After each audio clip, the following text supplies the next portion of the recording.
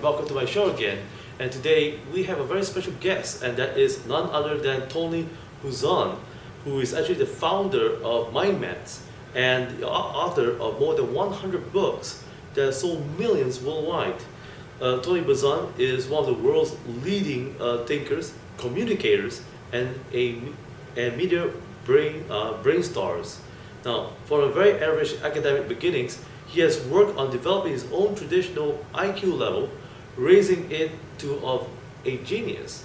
He is also one of the originator and creator that has what been described as the ultimate creative thinking tool and the radiant thinking mind map, which is now available. And he is also renowned worldwide for his talks on memory, creativity, learning, self-improvement, and the brain. He regularly lectures to audiences from all nationalities, ages, and educational levels. And Tony has written and co-authored more than 84 books on brain and learning. And is also a member of Mensa, the High IQ Society. He has been appointed Director of National Educational Initiatives by the governments and governing bodies for education in Scotland, Singapore, Mexico, and Australia. He has also been awarded a Lifetime Creativity Achievement Award by ACA in 2008. Mr. Tony, welcome to my show. Nice to be on your show. And, welcome. To say that hi, the National Prince Choice, and which is broadcast to all the hotels around the world and for the fans on social networks. Welcome all our guests. Yes, and Mr. Tony, many have asked, what started, you to think about creating a product, mind maps. How was your beginning like, and where did you get the inspiration from? Well, my beginning was probably the same as yours and the same as everyone. I was in school, I was taking normal linear notes, and I was getting more and more bored, and I was beginning to forget my notes, and I began to realize that my notes were one color, and one color was monotone, and monotone was monotonous, monotonous, and monotonous was boring. And so I would be, sitting, looking at my notes, making my notes, and I would be tuning out, switching off, going to sleep in the library and everything else. And I thought, this is not the way my brain should think. So I began to check with my friends and other people, and I realized that color would help me note better, that little images and codes would be better. And gradually, in front of my mind, was a map of my thinking. So not linear notes, it was a map of my thinking. And driving through my life was like being in a car with a muddy windshield. And the mind map went shoo, shoo, and cleaned the window, and I could see. So the mind map allowed me to improve my memory, improve my creativity. It clarified my ability to think, both strategically and analytically. It allowed me to communicate. It allowed me to learn. In other words, my brain needed the tool that fitted with my brain.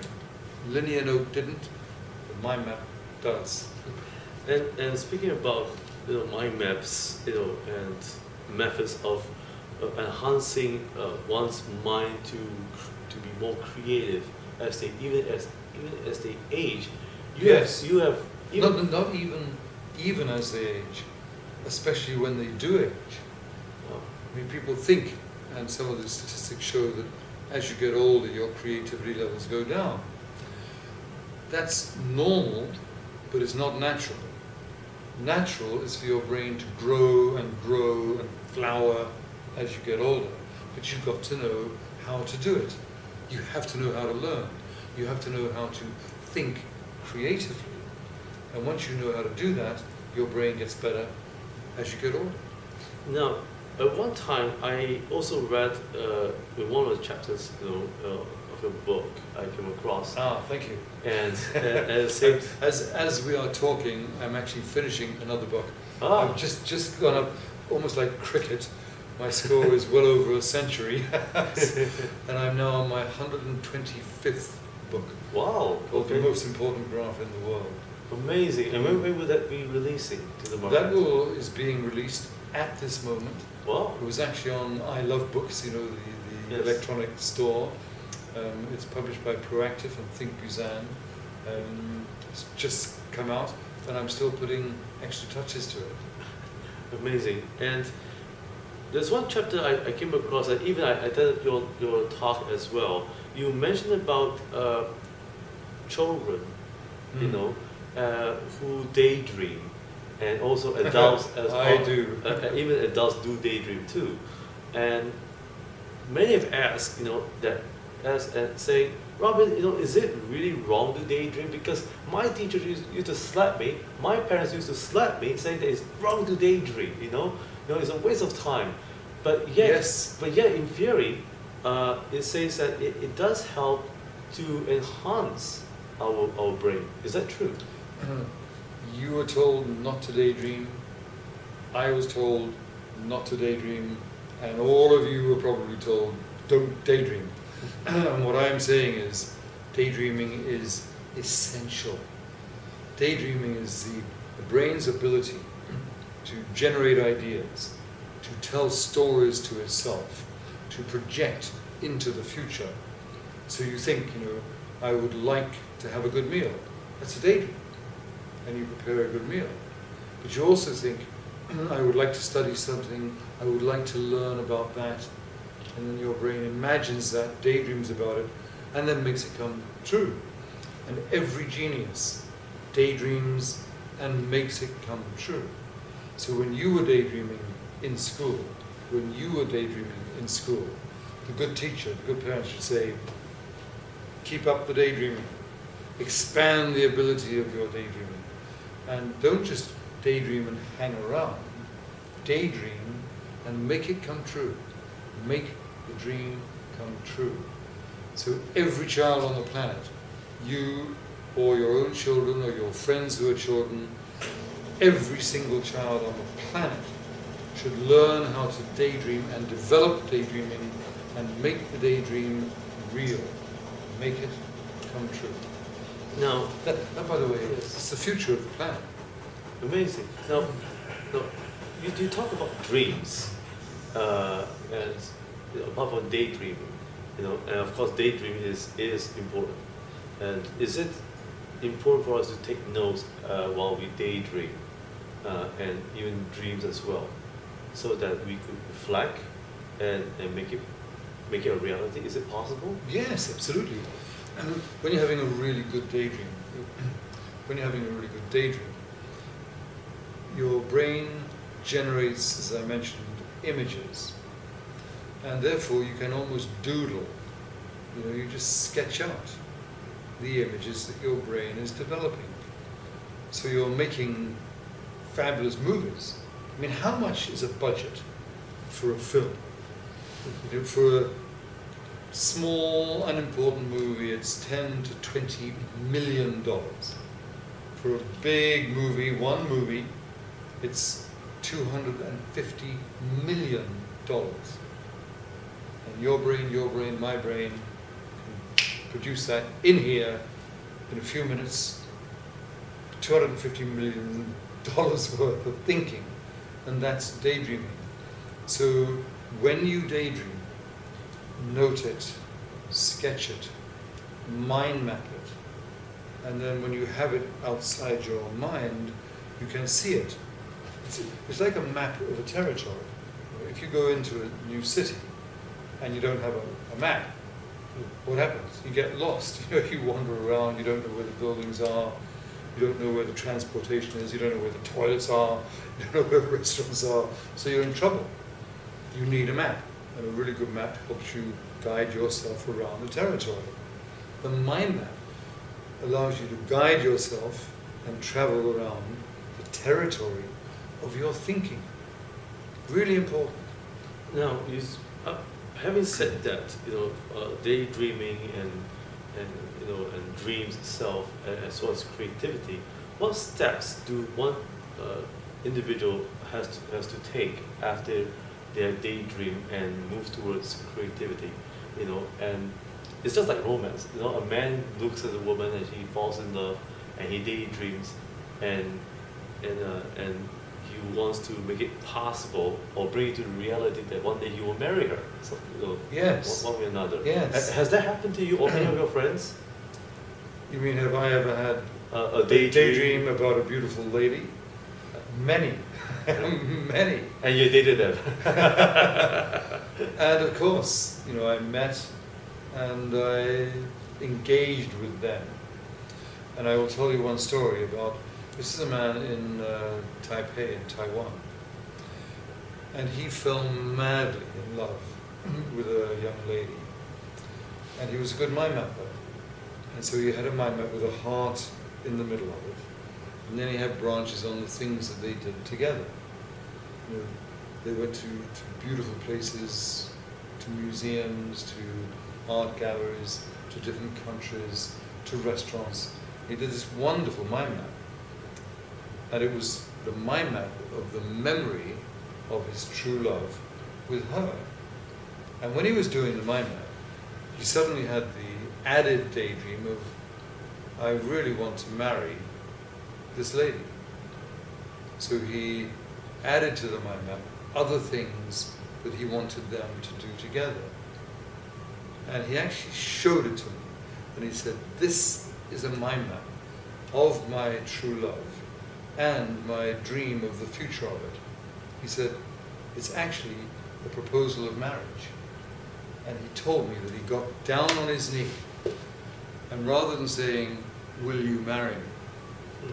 He got down on his knee and he said, here's a mind map to show you.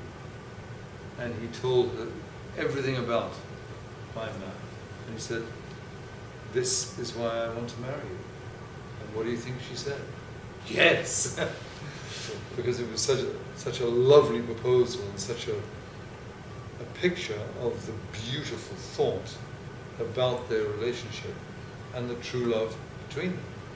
And when they got married, which obviously they did, they put it up in their home so they could always remind themselves of how beautiful their growing relationship was and was going to continue to be.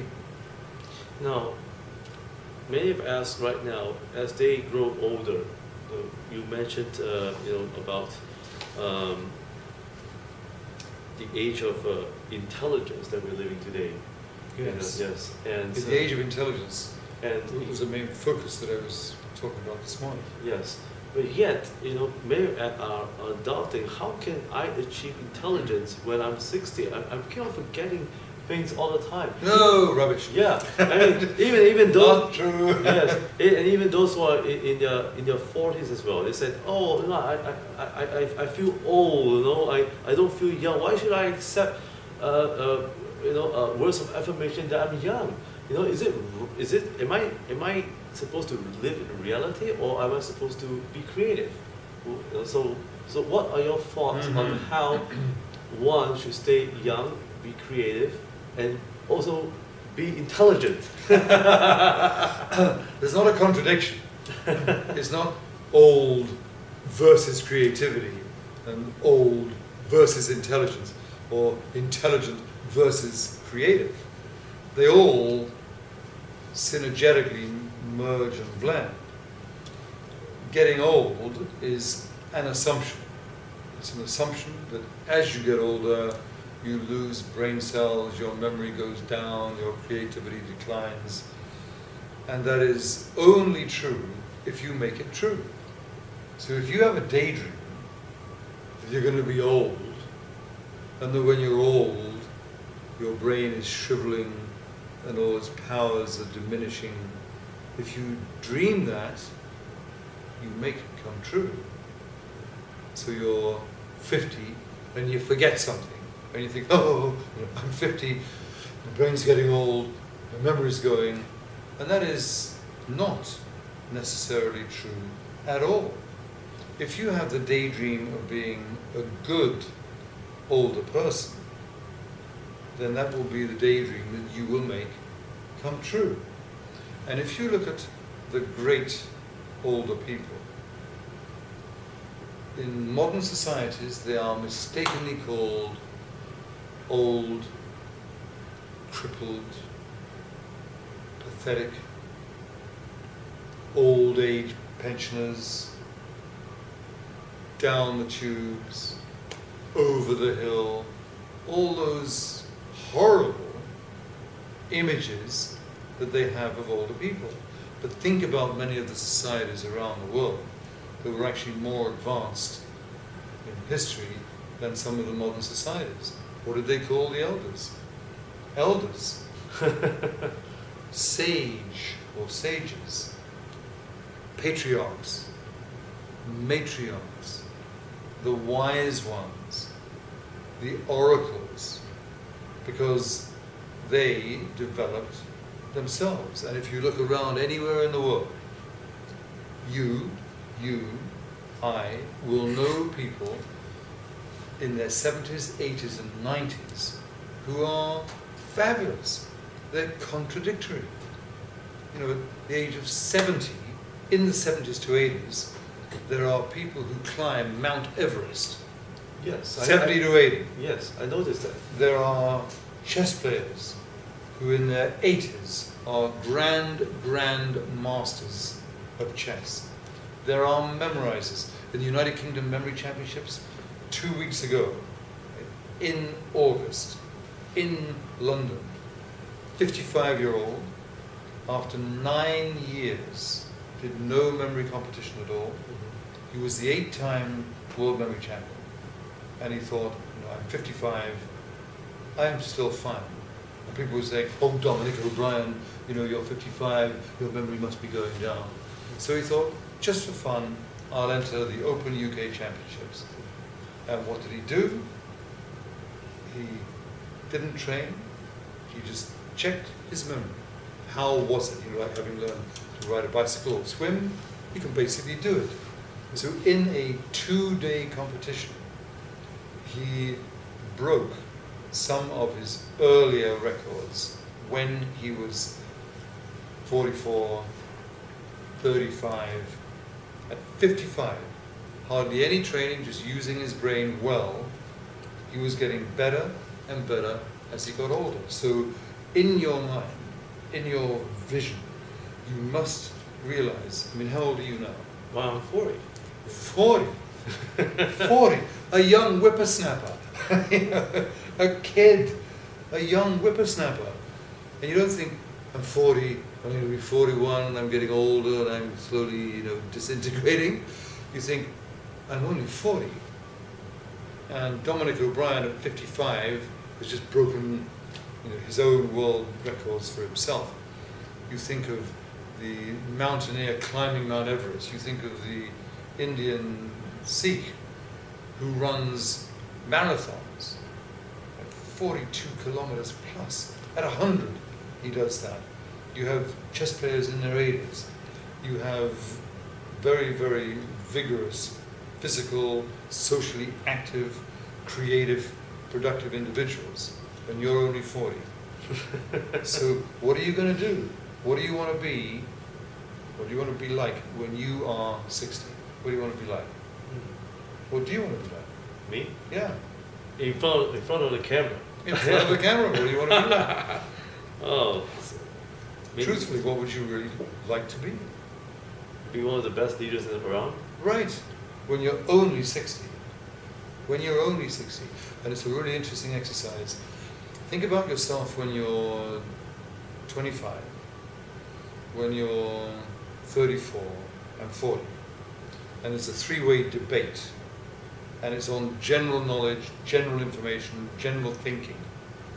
And you know, there's a young you, 34-year-old you, and you. Which one of those three would win the general debate and discussion?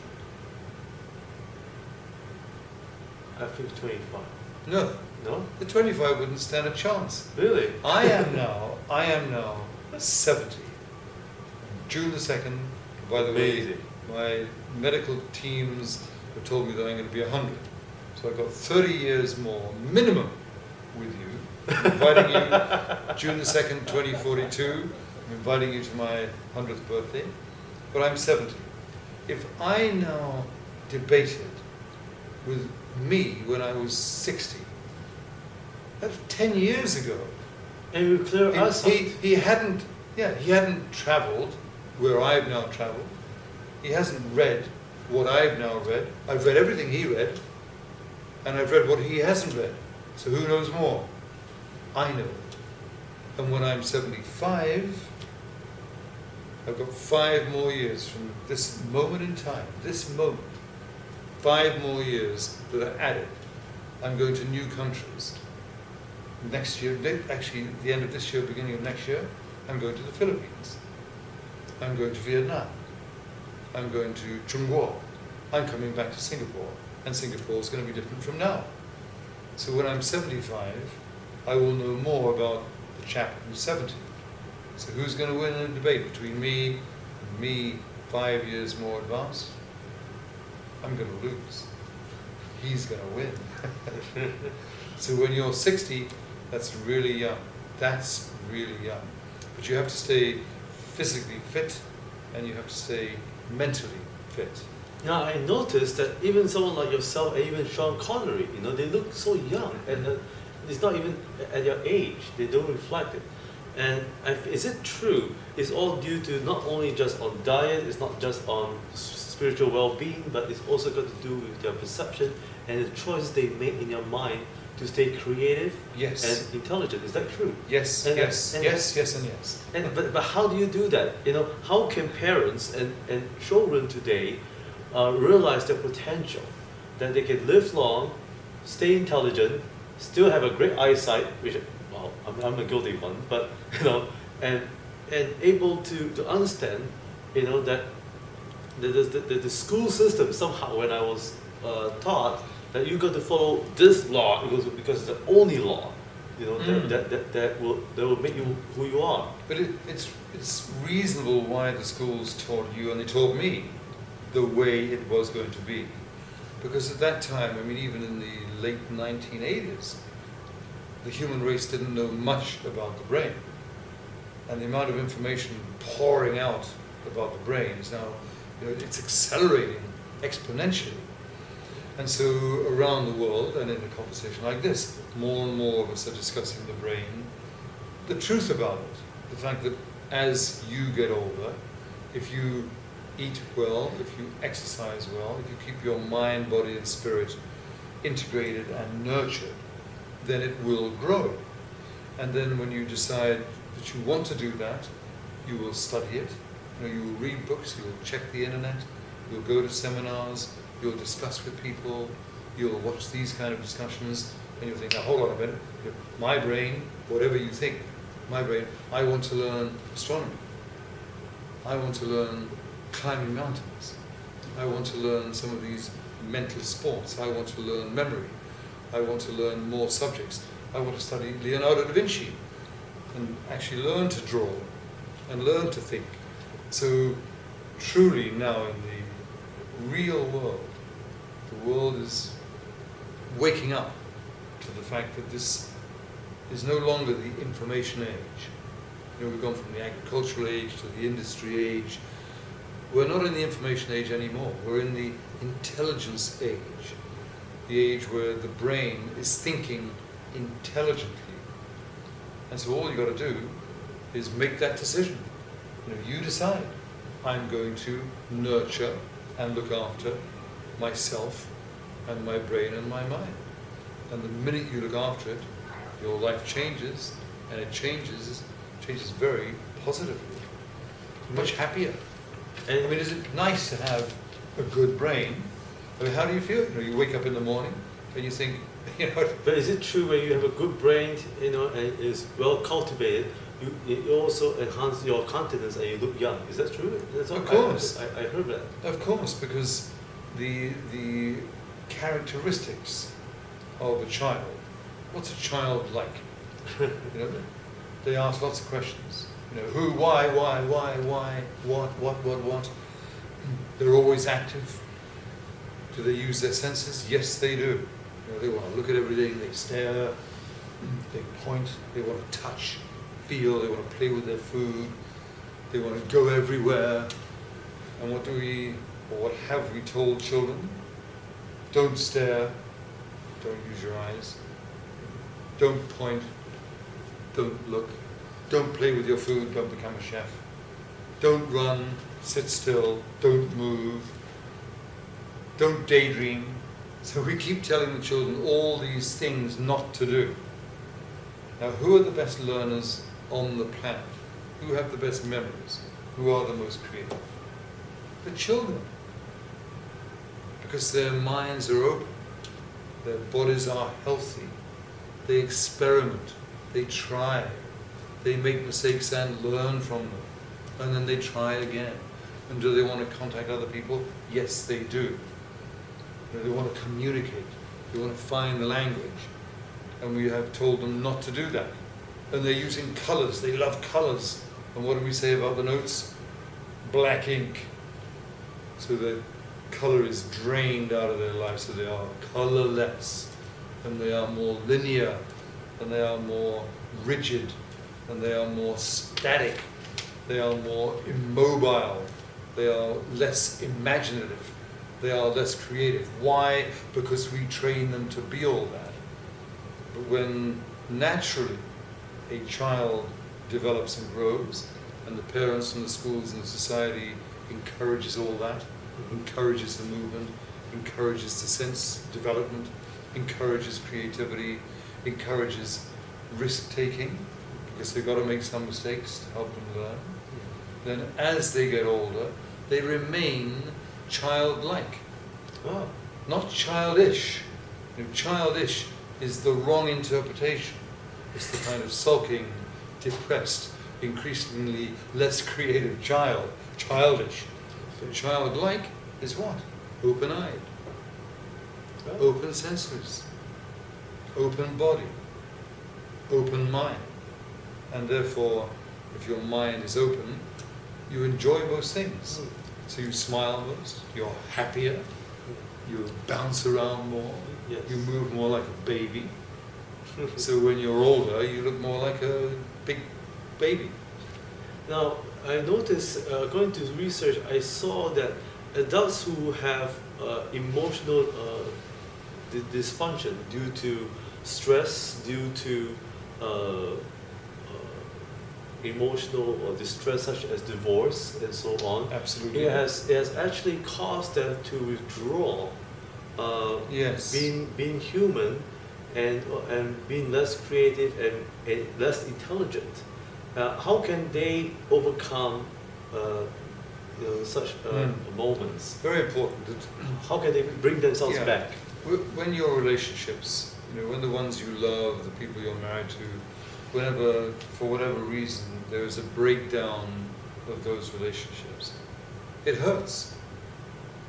It hurts your mind and body, so you're in pain. When you are evolving yourself, the pain makes you feel lonely, makes you feel unloved, makes your dreams shattered. So you can begin to imagine that you're a failure and that everything you want is not going to happen.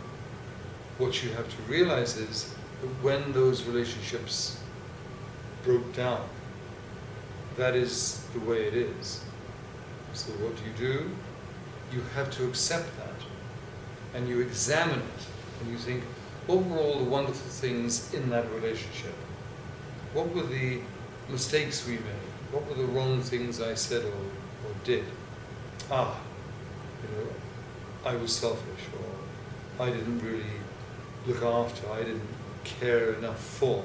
And yes, I did love, but my love was not as massive and not as expansive as it could be. And therefore, I'm going to continue. And the person that I've broken up with, I still love. I have all that memory in my mind of the wonderful times we had together. And they're still in my mind, they're still in my memory, and I will create even better ones in the future, and more of them. I won't just have one close friendship. I will generate more friendship and more compassion and more involvement with other people. And I will love myself. Why? because I'm still like a child and you love a child. And when I can love myself, when I appreciate myself, then it's much more easy and natural to love other people. Because you look at them and there are other babies, other kids, and they're all asking questions, and they're all interested, and they're all wonderful, and their brains are fantastic and amazing. So I'm looking at them and thinking, wow, what amazing people these people are. Can our intelligence able to forgive as well, just as Nelson Mandela did, you know? Yes. It's amazing that I don't know how he did it, but he was able to make a statement that it is time to forgive and not to hate. And the reason behind that is that if you constantly are angry, if you are constantly depressed, if you are constantly sad, then you pull yourself down. You know, look at someone who's depressed. What's the posture? Is it like this? Or is it like that? It's down. And you feel down. And if you stay that way, then your breathing is more difficult, your digestion is more difficult, your circulation is more difficult. So you're actually diminishing yourself. You're bringing yourself down. And Mandela realized that. And he thought, you know, I was really angry. There were racial tensions, there were big misunderstandings, there was massive pain on both sides of these, or many sides of the situation. And I was in an horrendous situation. And I'm still alive. Which is better, you know, not being alive or being alive. And I am very similar to that. I'm still alive. And many people who nearly die, you know, they have an accident and they're supposed to die, but they don't. And they actually say, that, you know, they kind of wake up and they know that they were supposed to be dead. You know, the accident was the end of that. But they wake up and they first of all think they're in heaven. And then they think, actually, I'm still alive. And then they think, you know, thank God for that. I'm still alive. And some of them in an accident, you have lost a leg, or lost an arm, or lost an eye. And they're not depressed at all. They think, you know, as I get older, occasionally I lose a bit here, and I lose a bit there, and I lose a bit there, and I'm still alive. And the light is in my mind.